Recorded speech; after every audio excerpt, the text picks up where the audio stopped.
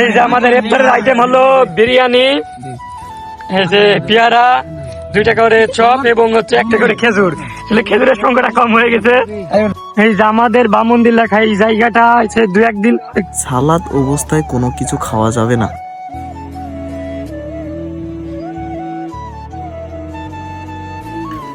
Hey guys, আসসালামু আলাইকুম, myself Imran and welcome my new another blog। আর আজকের ব্লগটা একটি স্পেশাল, কারণ আজকে হচ্ছে আমাদের পাড়ার সব বড় ভাইরা মিলে আমরা ইফতার পার্টি করব। তো অলরেডি মানে 2-3 জন মানে চলে গেছে বাজারের সাইডে। এই যে পলাশ গোসল করছিল, যার কারণে লেট হয়ে গেছে। তো এখন আমরা বামন্দিতে যাচ্ছি ইফতারি কিনতে।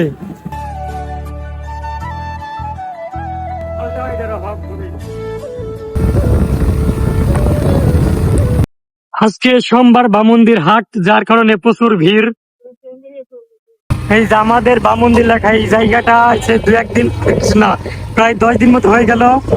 এই যে এখানে লাইটিং রাত্রে আসলে আরো সুন্দর লাগতো। এই জায়গাটা কয়েকদিন ধরে অনেক ফেমাস হয়েছে আমাদের বামন্দি। যারা বামন্দির আশপাশের আছেন তারা অবশ্যই এই জায়গাটায় আসবেন আর চেষ্টা করবেন রাত্রে আসার।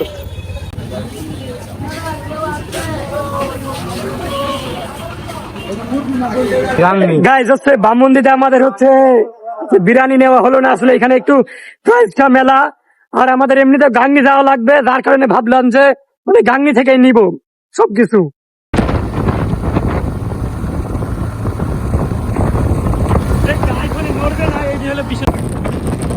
এই জায়গার রাস্তা, এইরকম রাস্তা হতে ভালো লাগবে। যে সুন্দরবন কুরিয়ার সার্ভিস, এইখানে আসলাম একটা জিনিস দেওয়ার জন্য, মানে একটা বড় ভাইকে। ছবি তুলবি?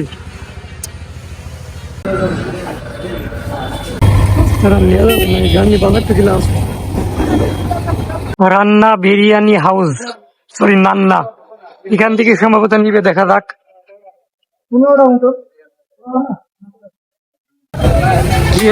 খাসির মাংস আর বিরিয়ানি। এই যে নান্না বিরিয়ানি হাউস, এইখান থেকে আমরা আমাদের হচ্ছে বিরিয়ানি গুলা নিলাম। কয়টা করে বললো? 170 টাকা পড়লো। 170। আমাদের এক বড় ভাই সুইট, মানে আমাদের বাজেট কম হয়ে গেছে। বাজেট কম পড়ে দিলাম, সুইট মাথার দাদা লাগে না, সুইট দিয়ে দিল। জীবনের প্রথম মনে হয় আর আমরা গাঙ্গিতে এসে নিচ্ছি। আসলে এখানে একটু মানে দরকার ছিল, দামটাও কম পাওয়া যাচ্ছে, যার কারণে। তো ফাইনালি আমাদের হচ্ছে বিরিয়ানি নেওয়া শেষ, 16 প্যাকেট। এবার হচ্ছে নামাজ পড়তে যেতে হবে। আসরের নামাজ এখনো পড়তে দেওয়া হয়নি। গাইস এখন বাজে হচ্ছে 5:14, আর এখন আমরা বাড়িতে আসলাম, আর মানে আসরের নামাজ পড়া হয়নি, যে মসজিদে আসলাম নামাজ পড়তে। তো এখন তাড়াতাড়ি করে নামাজ পড়ে নেবো। হ্যাঁ মানে দিতে থাক।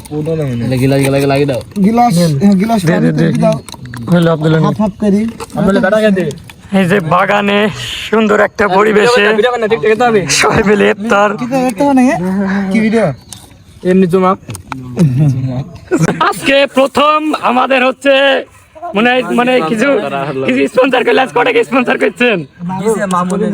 না আজ জীবনে মনে হয় প্রথম। না না, যে বেচারা প্রবাসে চলে যাবে কিছুদিন পর, যার কারণে এইটাই আমাদের মনে হয় লাস্ট ইফতার। এই হবে আমি দেবো একদিন। বিদেশ তো সবাই চলে যাচ্ছে।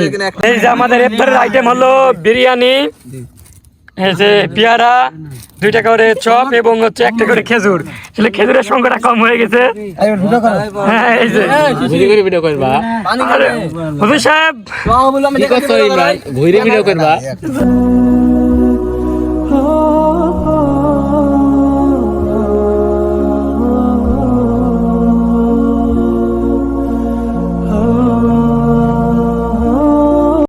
হুজুর সাহেব আপনার সাথে রোজা রাখার ফজিলত জানতে চাচ্ছি। একটা তো ভালো কথা আসুক, এই ইফতারি পরে তাহলে শুনবো।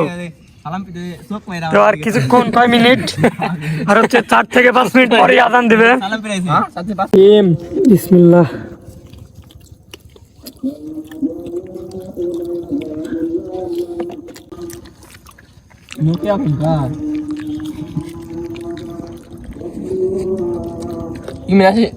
ভিডিও করছে আমাদের হবে না, আমার সাথে না চুপ সবাই চুপ।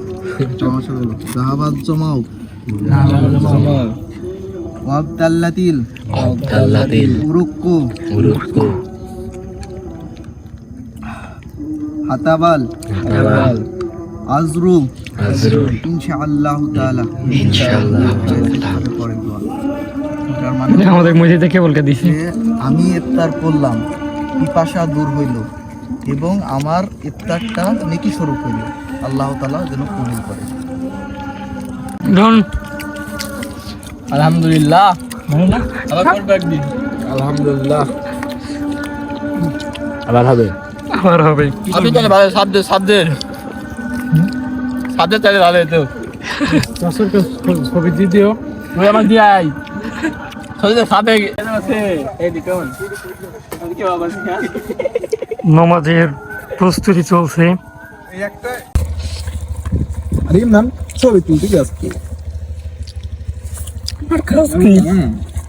তুমি এত ভালো নাও, নাহলে খাই মজা পাও। আমাদের খাওয়া দাওয়া শেষ। আব্দুল্লাহ, তোর মতামত জানতে চাইছি, কেমন লাগলো? মতামত খুবই ভালো হয়েছে, সুইটের জন্য আরো ভালো হয়েছে। মামুন কেমন লাগলো? আলহামদুলিল্লাহ ভালো। আর কি হবে? হ্যাঁ আবার হবে। টিকটকার আমি কাল বলে আবার কাল কি হবে? আবার আগামী 15 রোজাতে আবার বড় সড়ো করে তারা একটা হবে। কবে যাবেন আপনি বিদেশে? আগে কি একটা হবে? আমি বিদেশ যাওয়া ঠিক নাই। আপনার মুখ থেকে কিছু ইসলাম কথা শুনতে চাই। এই দাঁড়া হবে না। গাইস, যেই কথাটা নিতে নিতে ক্লিপ শেষ হয়ে গেছিল সেই কথাটা আবার শুনতে চাই। আসসালামু আলাইকুম রহমতুল্লাহ। আমি যেটা বলতে চাচ্ছিলাম যে রমাদানে অনেকজনা ইফতার করে, ইফতারের সাথে আমাদের যে জিহ্বার ভিতর দাঁতের ভিতর খাবার লেগে যায়, এটা অনেকেই সালাত অবস্থায় পুনরায় বের করে এবং খায়। সালাত অবস্থায় কোনো কিছু খাওয়া যাবে না। সুতরাং আমাদের প্রত্যেককে উচিত ইফতারের পর ভালোভাবে মুখকে ধোয়া, তারপরে সালাত আদায় করা। যদি খাবার মুখের ভিতরে থেকে যায়, সালাত অবস্থায় যদি থেকে যায়, তাহলে আস্তে করে হাত দিয়ে সেটা জিহ্বার আগা দিয়ে বের করে ফেলে দিতে হবে, নয়তোবা মুখের ভিতরে ধরে রাখতে হবে, কিন্তু খাওয়া যাবে না। যদি সালাত অবস্থায় কোনো কিছু খান তাহলে সেটা সালাত হিসাবে গণ্য করা হবে না, সালাত আপনার ভেঙে যেতে পারে। সুতরাং সালাতের যখন আদায় করবেন তখন মুখের ভিতর যেন কোনো খাবার না থাকে সেই বিষয়ে সচেতন থাকবেন। গাইস, লাস্টে যে ক্লিপটা দেখলেন যে আমার ভাইয়া বলল যে মানে দাঁতে খাবার বেঁধে থাকলে মানে নামাজের সময় খাবার খেলে নামাজ হবে না, মানে ওই ক্লিপটা দুইবার নিয়েছি। ফার্স্টে একবার নিতে গিয়েছি, ফোন বন্ধ হয়ে গেছে। দেন তারপরে আবার নিয়েছি ক্লিপটা, পরে বাড়িতে এসে দেখি মানে ক্লিপটা সেভ হয়নি, পরে গিয়ে আবার নিয়েছি। তো ভাইয়া অনেক মানে একটা সুন্দর কথা বলেছে যে মানে নামাজ অবস্থায় কোনো কিছু খাওয়া যাবে না। মনে করেন ইফতারের পরে আমাদের দাঁতে অনেক কিছু বেঁধে থাকে, আমরা সেইগুলো নামাজ অবস্থায় খেয়ে নিই, তো সেইগুলো খাওয়া যাবে না। তো যাই হোক, এই ছিল আজকের ব্লগ, আর আমি এই ব্লগটা শেষ করছি মানে 2 দিন পরে এসে গা। তো আর এই ব্লগটা ছিল 5 নম্বর রোজার দিন। তো সবাই ভালো থাকবেন, সুস্থ থাকবেন, আল্লাহ হাফেজ।